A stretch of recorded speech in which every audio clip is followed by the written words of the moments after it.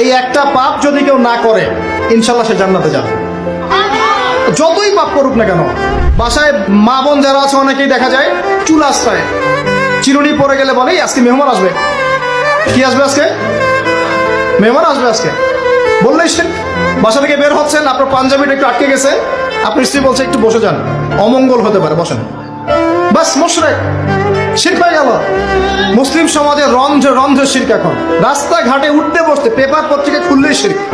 Paper খুলবেন রাশিফল, সিংহ রাশি কন্যা রাশি, দিনটা কেমন যাবে বিশ্বাস করলেই মুশরিক হয়ে যাবে। রাস্তার পাশে টিয়া পাখি দিয়ে ভাগ্য পরীক্ষা করছে, হাতটা দেখে দেন তো ভাই কি আছে, বললেই শিরক হয়ে যাবে। আংটি বিক্রি করছে, আংটি পরলে রোগ ভালো হবে, হাতে দিল রোগ ভালো হবে এই উদ্দেশ্যে, মুশরিক। হাতে দিয়েছে রোগ ভালো হবে, আমার ডায়াবেটিস ভালো হয়ে যাবে, বিসমিল্লাহ, ব্যাস মুশরিক, নাউজুবিল্লাহ। এই আকীদা নিয়ে পড়লেই মুশরিক। মুসলিম সমাজে অহরহ শিরক আছে। আর আবু জেহেলের যুগে কি ছিল ভাই? আবু জেহেলের যুগে অনেকদিন বলেছি মেজর 5টা সমস্যা ছিল। কয়টা? মেজর 5টা, মাইনর সমস্যা অনেক, মেজর 5টা। এক, আবু জেহেলের যুগের বেশিরভাগ মানুষ শিরক করতো। কি করতো ভাই? লাত, উজ্জা, হবল, মানাত এইসব মূর্তি পূজা করতো। এখন হয়তো মুসলিম সমাজে এটা নাই ঠিকই, কিন্তু মুসলিমরা এখন কবর মাজার পূজায় শুরু করেছে, করে নাই?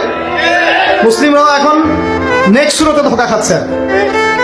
শিরক তো আমাদের সমাজে চলছে। শিরক কি হয় কেন আমি লেকচার দিয়েছি, দেখবেন মুসলিম সমাজে কত শিরক চলছে। আবু জেহেলের যুগে শিরক ছিল, এগুলো বলতে থাকলে এটা নিয়ে আলোচনা করতে হবে। আলোচনার টপিক আমার আছে অন্য। আবু জেহেলের যুগে কি ছিল ভাই? শিরক ছিল, সমাজে রন্ধ্রে রন্ধ্রে শিরক ছিল। এখনকার সমাজেও শিরক আছে। তারা লা ইলাহা ইল্লাল্লাহ না